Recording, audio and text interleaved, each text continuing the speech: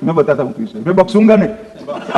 अगर लोकतंत्र में चुनाव जिसके आधार पर होते हैं वो मतदाता सूची ही प्रदूषित है, तो चुनाव कैसे साफ और सुथरे हो सकते हैं? मानो समय समय पर मतदाता सूची का गहन पुनर्निरीक्षण जरूरी है, इसलिए चुनाव आयोग ने फैसला किया कि 2025 में इसको किया जाएगा। मान्यवर, एक बीच में एक घटना में जरूर कहना चाहूंगा।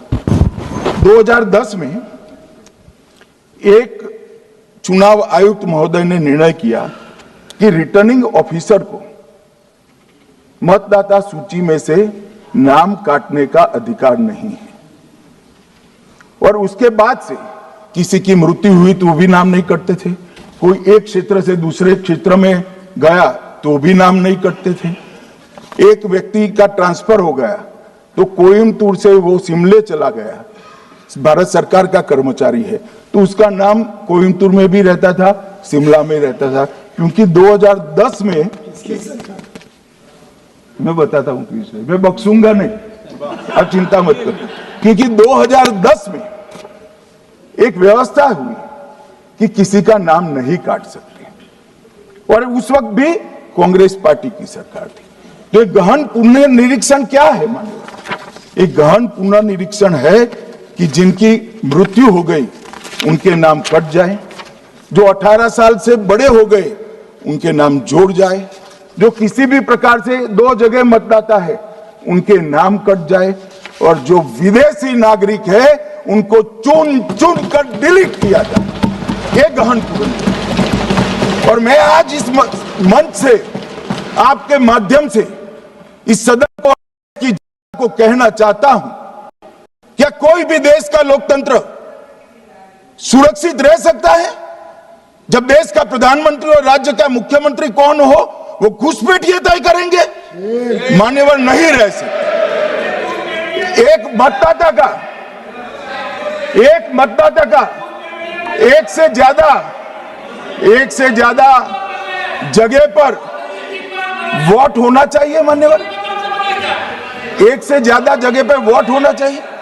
जो लोगों का मृत्यु हो चुका है, मान्यवर, जिन लोगों का मृत्यु हो चुका है उनका वोट मतदाता सूची में होना चाहिए। मान्यवर, ये SIR और कुछ नहीं है, मतदाता सूची का शुद्धिकरण है। मैं मानता हूं इससे कुछ दलों के राजनीतिक स्वार्थ आहत होते हैं।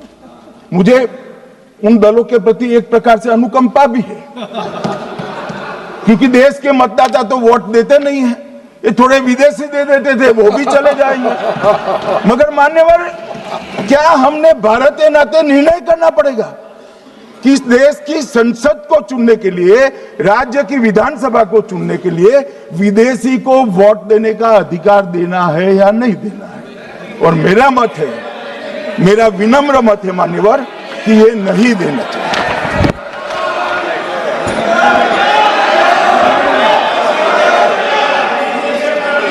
दादा बैठ जाइए, प्लीज प्लीज। मान्यवर,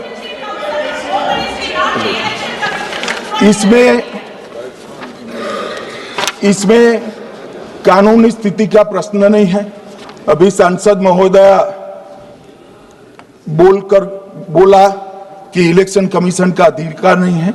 लाल बाबू हुसैन 1995 में एक वाद हुआ मान्यवर, भारत की सर्वोच्च अदालत तक वो वाद पहुंचा।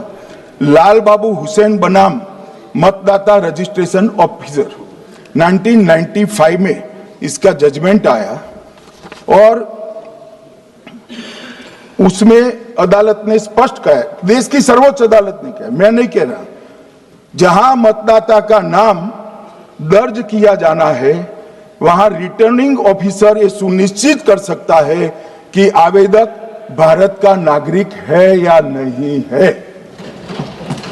ये लोग जो कहते हैं इलेक्शन कमीशन कैसे तय करेगा, ये इनकी ड्यूटी है और ये हमारा निर्णय नहीं है, भारत की सर्वोच्च अदालत का निर्णय है, और हम सब भारत की सर्वोच्च अदालत के निर्णय से बंधे हुए हैं।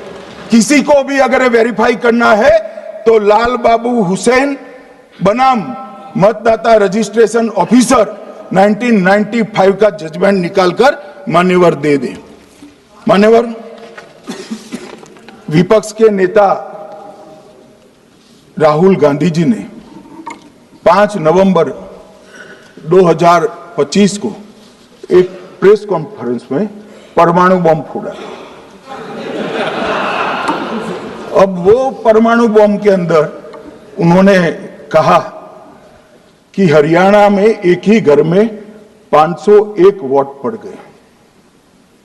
चुनाव आयोग ने इतनी स्पष्टता करी कि हाउस नंबर 265 कोई छोटा मकान नहीं है और 1 एकड़ का पुश्तैनी प्लॉट में अनेक परिवार बस रहे हैं, मगर वहां हर परिवार के घर का नंबर नहीं दिया गया है, इसलिए सब जगह हाउस नंबर 501 दिया गया। पर एक परिवार की तो 3 पीढ़ियां साथ में रह सकती है। और पुराने नंबर से ही जब हरियाणा में कांग्रेस की सरकार चुनी गई तब से ये नंबर इसी तरह से चल रहा है। ये ना कोई फर्जी घर है ना फर्जी वोटर है। मान्यवर, वोट चोरी का नैरेटिव बनाने के लिए मान्यवर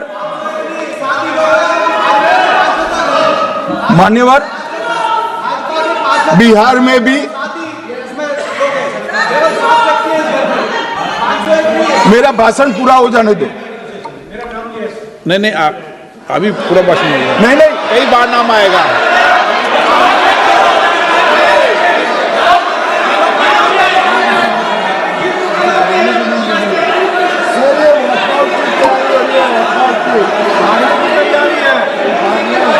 माननीय सदस्य,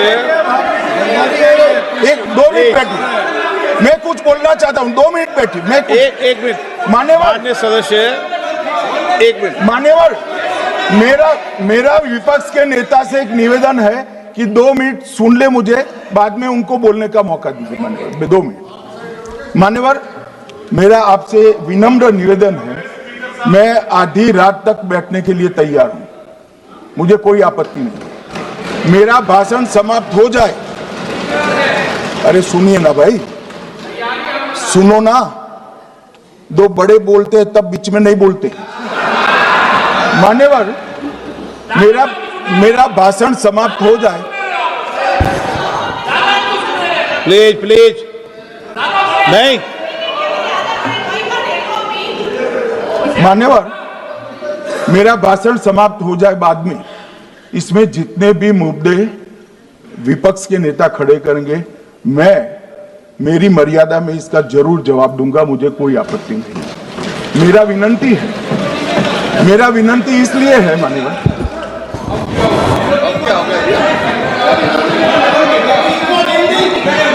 एक मिनट,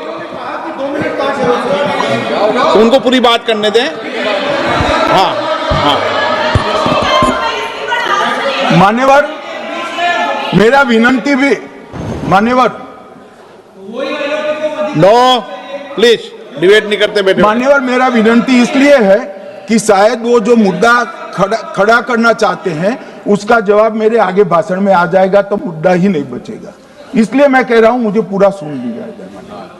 मान्यवर, बिहार में एक मतदाता की उम्र 34 साल बताई गई, 34 साल की है, इसको 124 साल बताया गया।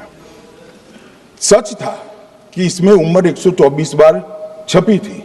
बाद में मिंता देवी जी ने खुद बताया कि उन्होंने ऑनलाइन आवेदन किया था और वो ऑनलाइन आवेदन करने में गलती हो गई, इसके कारण उम्र 124 बार साल छपी थी। अब इसके आधार पर मतदाता सूची पर प्रश्न कर दिए। सुबोध कुमार नवादा, प्रेस कॉन्फ्रेंस में कहा गया कि एक राजनीतिक दल के बीएलए है, इनका नाम कभी आया ही नहीं, वो भी सत्य नहीं निकला। रंजू देवी रोहतास, उनको कहा कि एक कार्यकर्ता, उन्होंने बाद में रंजू देवी जी ने स्टेटमेंट दिया, जबरन बुलाकर उनकी वोटर लिस्ट से नाम काट लिया गया, ऐसा आरोप हुआ। तो रंजू देवी ने यही कहा कि कांग्रेस के कार्यकर्ताओं को कहने पर मैंने गलत जानकारी दी थी।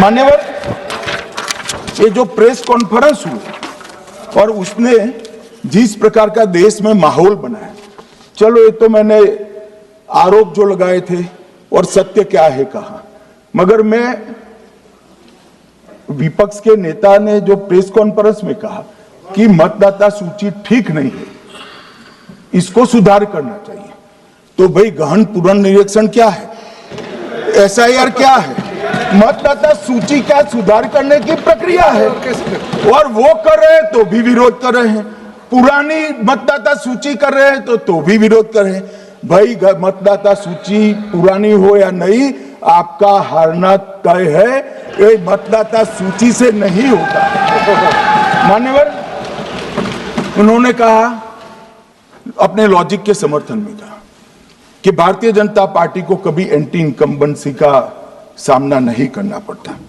मान्यवर, एंटी इनकम्बेंसी इनके खिलाफ होती है जो जनहित के विरुद्ध काम करे। ये बात सही है कि भाजपा को एंटी इनकम्बेंसी का फायदा विरोध बहुत कम करना पड़ता है। हमारी सरकारें बार बार चुनकर आती है, चाहे राज्य में है या केंद्र में, परंतु ऐसा नहीं है कि हम 2014 के बाद एक भी चुनाव नहीं हारे। छत्तीसगढ़ में 18 में हारे, राजस्थान में 18 में हारे, मध्य प्रदेश में 18 में हारे, कर्नाटक में भी 14 के बाद हारे, तेलंगाना में हम जीत नहीं पाए, चेन्नई में हम जीत नहीं पाए, बंगाल में भी हम हारे। भाई तो तब तो ये मतदाता सूची बहुत अच्छी होती है, तब से नए कपड़े पहनकर आप शपथ ले लेते हो।